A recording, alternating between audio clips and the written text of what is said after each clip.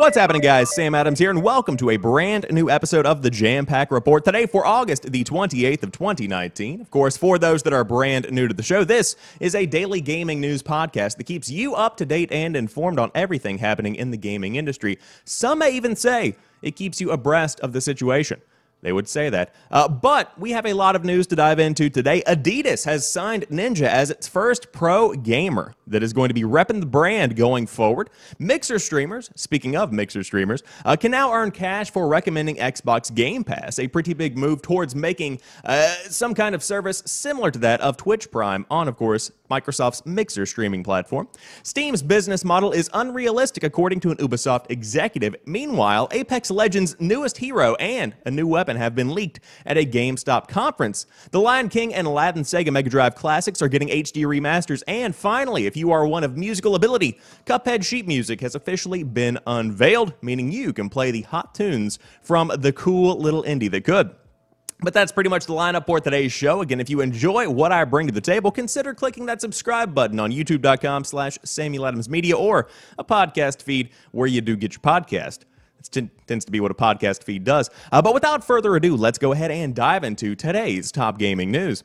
First off, Adidas signs Ninja to its first pro gamer deal. The notorious streamer is officially joining the brand with the three stripes. Popular gaming streamer Tyler Blevins, better known as Ninja, has secured yet another brand deal, and this one may be the biggest one of them all. Ninja has just revealed a partnership with Adidas, making him the first pro gamer ever to be signed by the brand. The German sportswear giant told Engadget that the deal with Ninja is intended to show its commitment to gaming culture and supporting creators who show dedication to excelling in their field. Moving forward, Adidas said it will continue to find new ways to support the 2.3 billion gamers across the world. The company added that ultimately it is here to help athletes make a difference in their game no matter what games they are playing.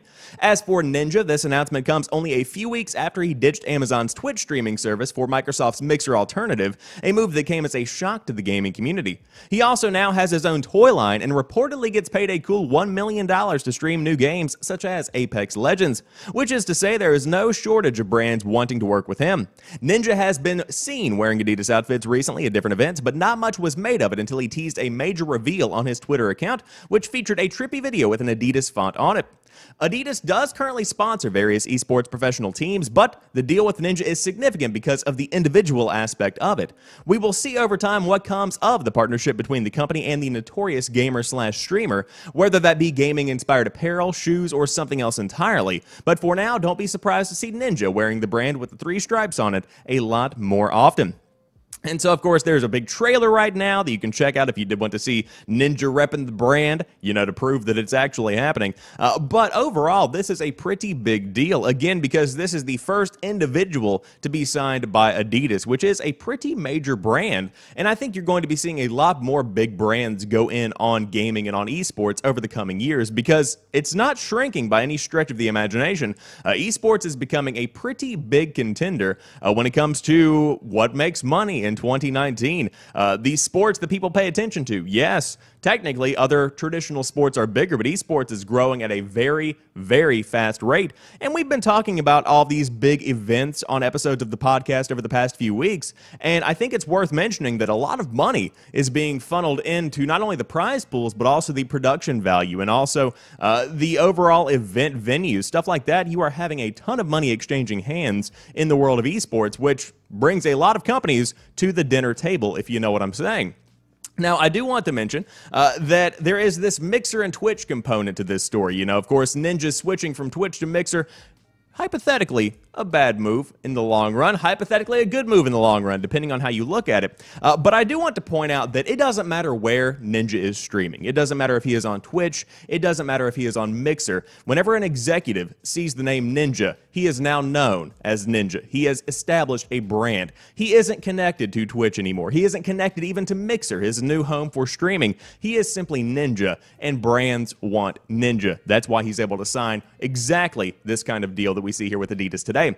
But congratulations to Mr. Tyler Blevins for yet another big move in his gaming career. And it just goes to show that if you do hold out, if you keep the grind going, you can make some pretty big moves in the gaming industry. From playing Halo 2 just a few years ago to being the king of Fortnite, and of course the king of making big business moves in 2019. Congrats to Ninja. But moving on, speaking of Mixer, Mixer streamers can now earn cash for recommending Xbox Game Pass. Microsoft-owned streaming platform Mixer is running a new promotion that incentivizes its streamers to recommend Xbox Game Pass subscriptions to their viewers, offering those streamers a small sum each time for their referral code being used. It's another example of Microsoft leveraging two different sides of its game business to benefit one another, following in the footsteps of initiatives like the Mixer Direct Purchase program before it. This time around, the arrangement nets partner Mixer streamers $3 for every new Xbox Game Pass subscription or Xbox Game Pass Ultimate upgrade that registers using the streamer's code. It also does require Mixer streamers to be partners to take advantage of the promotion, a tier that typically requires an account to meet certain follower, quality, and stream frequency requirements to even apply.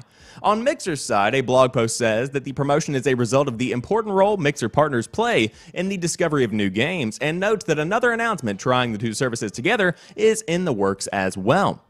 Tying the two services together is in the works as well.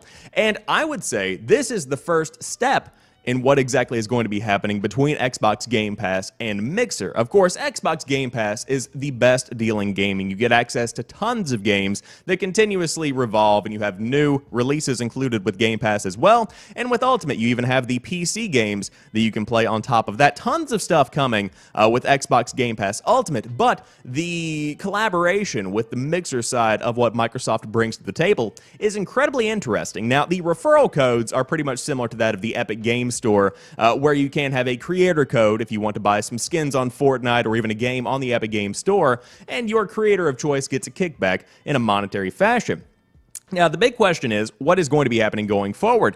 If you actually added a free subscription to the Xbox Game Pass Ultimate, or even the Xbox Game Pass subscription service, that could be a big game changer for streamers on Mixer. Now, does Microsoft have the money to back that? That's the big question with the current business model set up for Xbox Game Pass, because there is something about having a free subscription available via Twitch Prime that incentivizes me to find streamers to use it on. I think that's a big part of the success of Twitch in 2019. Of course, the content over there is fantastic. There's some incredible production value on Twitch, but having that sub, that free sub, really does have a connection for many people, has a connection for the viewer to go in and find a new streamer, to resubscribe to their favorite streamer, whatever it might be. It really does kind of connect to the community. It's almost like having a free coupon for a chicken sandwich. What are you going to do? Not get a free chicken sandwich? That's kind of the situation that they find themselves at Twitch, and I think Mixer wants to find themselves there as well. But again, the first step towards seeing more from Xbox Game Pass. But as I said, the best deal in gaming. If you play on Xbox, you should have Xbox Game Pass if you can afford it. Very affordable service considering what you actually get. But overall, congrats to Mixer streamers for having yet another way to monetize their content, monetize themselves, and make some cash on the side while they play their favorite games on Microsoft's streaming platform. But let's talk about Steam, because their business model is unrealistic according to an Ubisoft executive. It doesn't reflect where the world is today in terms of game distribution. That is a direct quote, ladies and gents. Ubisoft executive Chris Early, who is the VP for Partnerships and Revenue with the Assassin's Creed company, has spoken up to share his thoughts on Steam. Speaking to the New York Times, Early said the company's business model as it stands today is unworkable.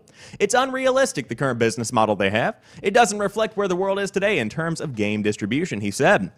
It is not completely clear what part of Steam's business model Early is speaking about. It may be in reference to the revenue split that Steam offers. Steam typically takes 30% of game sales, with 70% going to developers and publishers, and by contrast, the Epic Games Store offers much more to the people who make games. On the Epic Games Store, 88% of revenue goes back to the devs.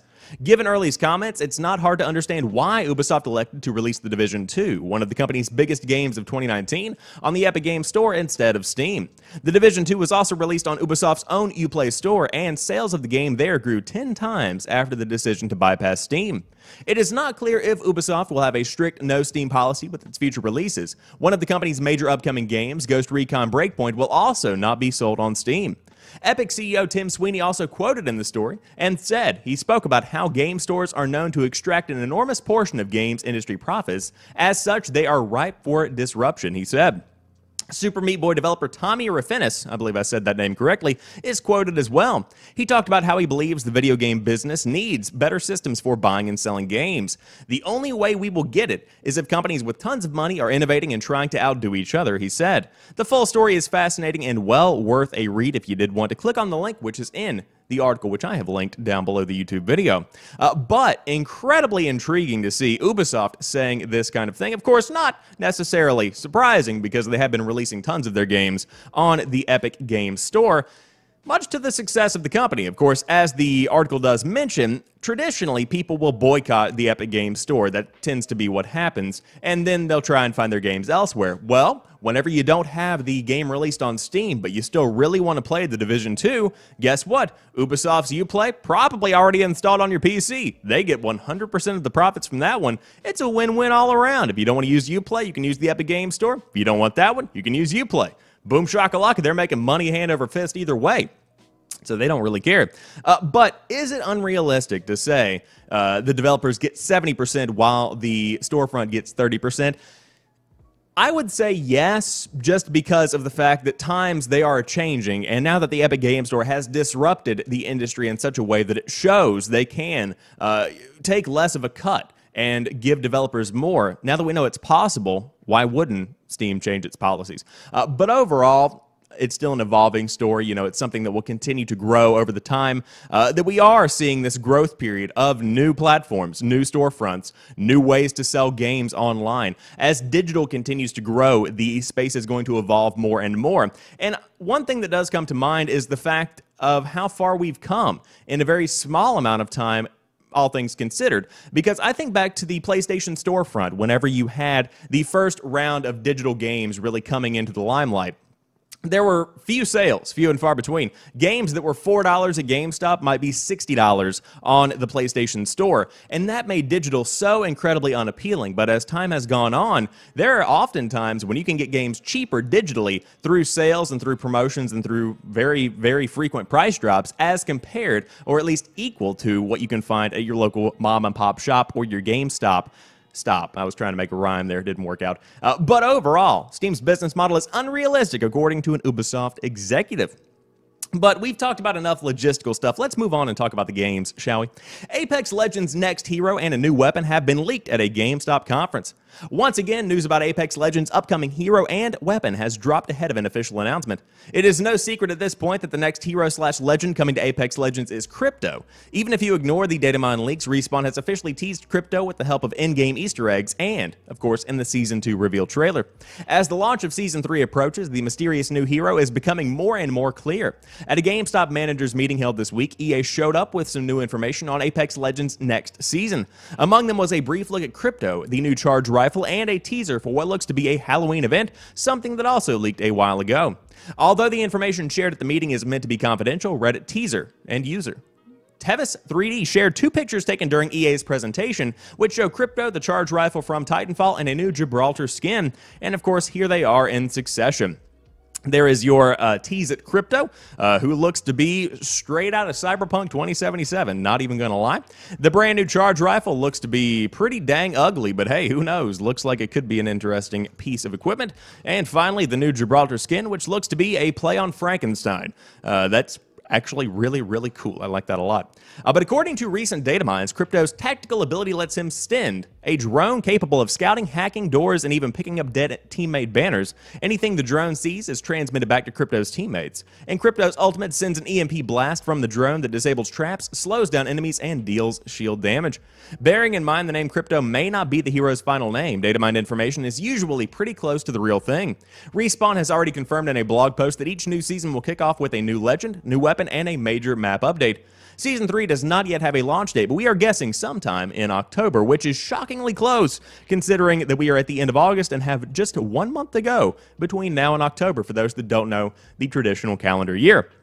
But Pretty cool to see. Of course, Apex Legends is a game that has taken the world by storm in 2019, dropped off in the popularity, of course, over the few months that it has been out, since, there is that initial rush of adrenaline and then people move on to the next big thing. But they've also been having a bit of a PR debacle this week with some of the developers going on Reddit and really sharing their minds in a big way with the entire gaming community.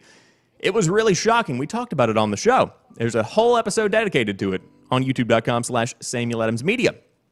But overall, I like the skins, I like the new updates, and of course, anytime there is a new season, it does bring people back, so Apex Legends is looking to get a boost in the coming weeks. I will say I did dive back in over the weekend. I gave it a bit of a shot to see how Apex Legends was holding up in 2019, as of the end of August, and I will say I had a pretty good time. I played a bit on PS4, a bit on PC, just to kind of get a feel for both versions of the game, if you will, and man, it was a fun game. It's free to play. Dive in, give it a shot if you want, and of course, there are battle passes, skins, tons of stuff you can chunk your cash at if you really fall in love with the game. But again, it looks like a pretty big new hero is going to be coming very soon. If you did want to dive in and check out the new weapon along with that coming around in October. But maybe you like The Lion King. The Lion King and Aladdin Sega Mega Drive classics are getting HD remasters. The GameStop conference really doesn't seem to be as confidential as it should be, according to yet another leak from it. The 90s Aladdin and The Lion King Sega Mega Drive and SNES games could be making their way to PS4, Xbox One, and Nintendo Switch. First revealed by Wolverine Factor on Twitter, the games will supposedly include the original soundtracks and be available for pre-order from GameStop tomorrow morning, which could be, in fact, today. Depending on their time zone, it could come out sooner than you think. GameXplain went on to corroborate the news and even supplied an image that looks like it was cheekily taken at the conference, showing physical copies of the games as an HD remaster collection for all consoles. And of course, a separate source also confirmed the leak to Gematsu, reporting that the games will be playable in both original and 1080p resolutions, having new features allowing players to fast forward or rewind to get to any point in the game, and even letting the game take over to show players how to complete a level. We don't yet know how the remasters will fully change the game, or even if they will be coming to PC, but it looks like we will find out very soon. And of course, again, there is the low-resolution box art, but we can clearly see Aladdin and the Lion King. And of course, this makes perfect sense. You have to consider the overall movie situation we have in 2019 where Will Smith is in Aladdin, where you do have a brand new CGI'd out the ass Lion King that has taken the world by storm, being one of the biggest movies ever created. And so instead of making a new game, why not just re-release ones that people thought were pretty okay? And that's exactly what we see here today. And so I would say you should be hearing more about this in just a couple of minutes if I did have to be a betting man in this situation. But we will see if it comes to the PC, of course, as it says coming fall 2019, I would assume, because it can't take too much to bring these games to the modern generation. But hey, why not? People like those games, people have nostalgia for those games, and you might as well considering, again, movies in 2019. But finally, of course, we have tons of Netflix shows coming out soon, including Cuphead, but now you can play the music from Cuphead, which is available via the official sheet music. And of course, as they say at Destructoid, this absolutely rules. Now we just have to wait for some wholesome YouTube videos. It's not every day that we see officially sanctioned video game sheet music. In the case of Cuphead's toe-tapping soundtrack, though, the idea is such a no-brainer, it's time to get the band back together. Studio MDHR has begun selling digital Cuphead sheet music, which charts targeting high school concert bands, jazz bands, and professional musicians. Heck, there's even a $5 barbershop quartet option. How does one go about forming a barbershop quartet in 2019? Who knows, but you could find out. The sheet music varies in price and song selection. The high school concert band package, for instance, includes PDF scores and parts for Inkwell Isle 1 and Die House, and it's priced at $30. Meanwhile, the professional charts are a bit pricier at $50, but in return, you are getting access to 7 Cuphead songs.